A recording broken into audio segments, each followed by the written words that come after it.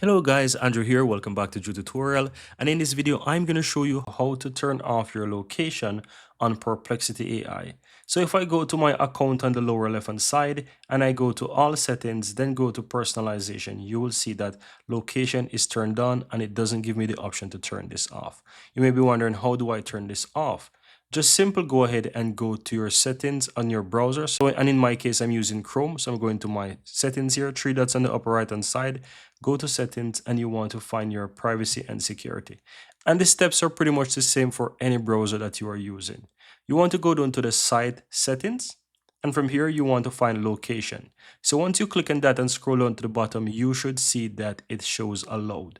Now you can choose whether or not you want to click on it and just simply delete it or reset it, or you can just simply go ahead here and click delete entirely. Once that is deleted, it is no longer there within it. And so if you go back, you will see that location is turned off. And from here, you can choose if you want to remove it now or change it. So in the case we want to remove it, so we simply click and remove, and it's totally deleted from your Perplexity account. And that's it, guys. And that's how you go ahead and turn off or delete your location on Perplexity AI.